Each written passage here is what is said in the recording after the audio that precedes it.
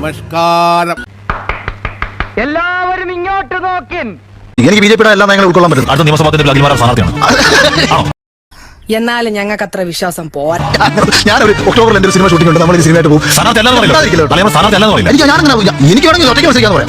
സ്വന്തമായി വേണമെങ്കിൽ ഞാൻ മത്സരിക്കാൻ പറയാം. അതിനപ്പുറത്തേക്ക് ഒന്നും പറയാൻ പറ്റില്ല. അവരെ സമീപിക്കാൻ തോന്നുന്നില്ല. ഞാൻ ചിലപ്പോൾ അവരെ വിമർശിക്കും. അവരെ വിമർശിക്കും. എനിക്ക് ബിജെപിയുടെ എല്ലാ നയങ്ങളും ഉൾക്കൊള്ളാൻ പറ്റില്ല. കുറയ്ക്കുന്ന പട്ടി കടിക്കില്ല.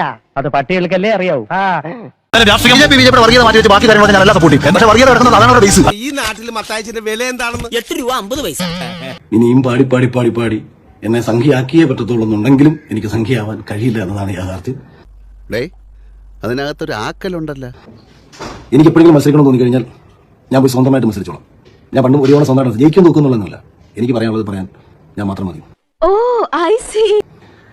ആദ്യം നമുക്കൊരു നിലപാട് വേണം. ഇന്ന പാർട്ടിയിലാണെന്ന് നട്ടല് വിളക്കാതെ പറയാൻ കഴിയണം. നട്ടല് വിളക്കാതെ അഭിമാന ബോധത്തോടുകൂടി പറയുന്നു, ഞാൻ ഒരു പാർട്ടിയിലുമില്ല. സീരിയസ് ആയിട്ട് പറഞ്ഞാണോ അല്ലെങ്കിൽ അയാളുടെ കരുത്ത് നിങ്ങൾ മനസ്സിലാക്കൂ. എതിരാളിയുടെ കരുത്ത് തിരിച്ചറിഞ്ഞിട്ട് അയാളെ അഭിനന്ദിച്ചുകൊണ്ട് മത്സരിച്ച് ജയിക്കും. ആരോട് ഇതിങ്ങനെ എത്ര വട്ടം പറഞ്ഞു? എന്തിനാണ് ആക്ഷേപിക്കുന്നത്? ഞാൻ രോഹിത് ഒരു തെരഞ്ഞെടുപ്പിൽ മത്സരിക്കുമ്പോൾ ഞാൻ രോഹിത്തിനെ എന്തിനു ആക്ഷേപിക്കണം? ഞാൻ ഒരിക്കലും അങ്ങനെ ചെയ്യുന്ന ആളല്ല. ഞാൻ പേഴ്സണലി ഒരിക്കലും ചെയ്യില്ല.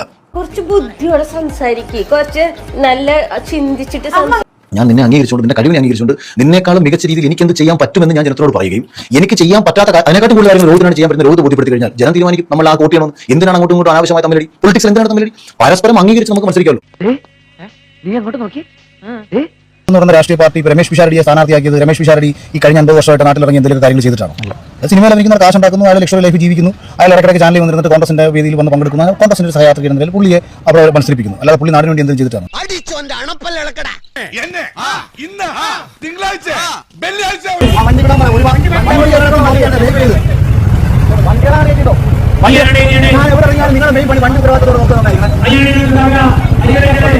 ആണുങ്ങളായാലേ അല്പ സ്വല്പം നാണോ മാനൊക്കെ വേണം. വീണ്ടും നിങ്ങളോ? എന്റെ വോട്ടർമാരാണ്. ഓർമ്മയില്ല, എന്റെ വോട്ടർമാരാണ് ഇരിക്കുന്നത് എല്ലാവരും. ശരി, അടിപൊളി. അപ്പൊ നിങ്ങൾ എല്ലാവരും ഏത് ചിഹ്നത്തിൽ വോട്ട് ചെയ്യും? ചാക്ക ചിഹ്നത്തിൽ വോട്ട് ചെയ്യണം. അടിപൊളി. അപ്പൊ ഉഷാറാവട്ടെ കൊട്ടല. നമ്മളിങ്ങനെ ജംഗ്ഷനിലെത്തുമ്പോൾ നിങ്ങൾക്ക് റെസ്റ്റ് എടുക്കാം.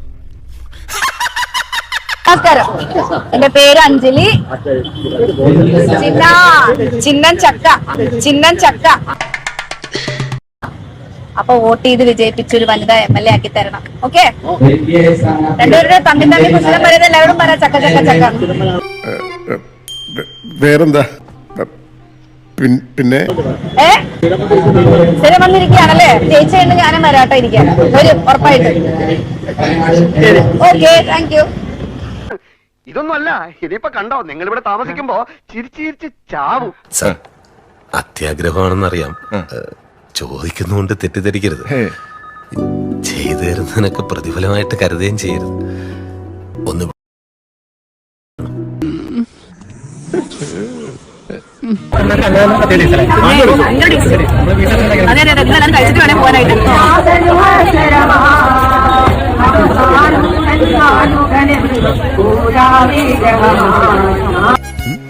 നീ കാണുന്നില്ലേ ആ കണ്ണുകളിലെ പ്രണയം? എന്താ മോളെ, ചക്ക തന്നെയല്ലേ താമര, താമര തന്നെയല്ലേ ചക്ക. ഞങ്ങൾക്ക് അറിയാം. ചക്ക ഇനിയിപ്പോ തുറന്നു നോക്കിയാ താമര പോലെയല്ലേ ഇരിക്കുക എന്നൊക്കെ പറഞ്ഞ ആ അമ്മ പറഞ്ഞ വാക്ക്.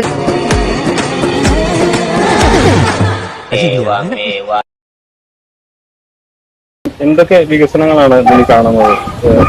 ഞാൻ മുമ്പും പറഞ്ഞിരുന്നു, നമ്മുടെ നാട് നേരിടുന്ന ഏറ്റവും വലിയ പ്രശ്നം കുടിവെള്ളമാണ്. ചേച്ചി ഞാൻ കണ്ടിട്ടുണ്ട് കേട്ടോ. സീരിയല്ല, അല്ലല്ല, മൊബൈലില്.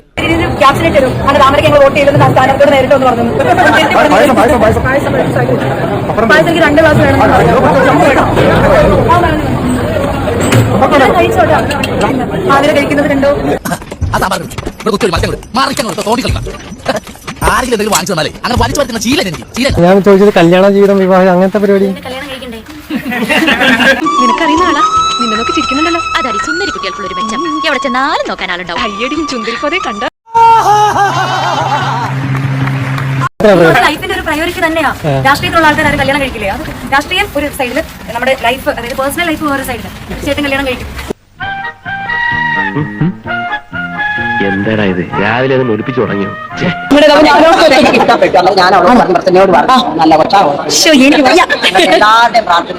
അത് കേട്ടാ മതി അമ്മ. എല്ലാ അനുഗ്രഹവും പ്രാർത്ഥന ഉണ്ടാവണം. പറ്റുന്ന പോലെ എല്ലാവരോടും പറയണം കേട്ടോ. എന്റെ നാള് ശ്രീരാമന്റെ നാളാ. നമ്മള് അമ്പലത്തിൽ എവിടെയായിരുന്നു ചെങ്ങലത്താവിൽ വെച്ചിട്ടല്ലേ ചെങ്ങലത്താവിൽ ചെന്നപ്പോ സാർ എന്റെ ഓപ്പോസിറ്റ് ഞാൻ സാറിനോട് അങ്ങോട്ട് എന്ന് സംസാരിച്ചു. സാർ മനസ്സിലായോ ഞാനാണ് നമ്മുടെ കാൻഡിഡേറ്റ് എന്നൊക്കെ പറഞ്ഞപ്പോ സാർ ആരാ എവിടെ വീട് ഞാൻ പറഞ്ഞു ഏറ്റുമാനൂരാണ്. അപ്പോഴത്തേക്കും കണ്ടിട്ടില്ലല്ലോ ഇങ്ങനെ കളിയാക്കുന്ന രീതിയിൽ കണ്ടിട്ടില്ലല്ലോ എന്ന് ചോദിച്ചു. തൃപ്തിയായി സാറേ, എനിക്ക് സന്തോഷായി.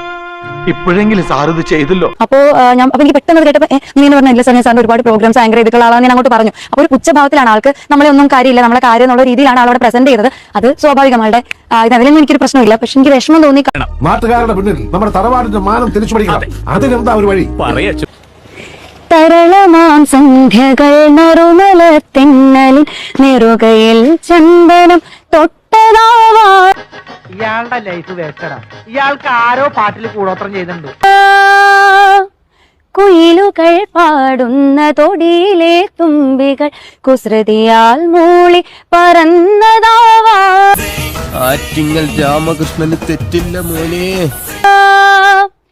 അണിനിലാത്തിരിട്ട മണിവിളക്കായി മനം അഴകോടെ മിന്നി തുടിച്ചതാവാം. എന്താ അണിനിലാത്തിരിട്ട മണിവിളക്കായി മനം അഴകോടെ മിന്നി തുടിച്ചതാവാം. തൽക്കാലം വിരമിക്കട്ടെ. നമോ ഭാഗം വിട.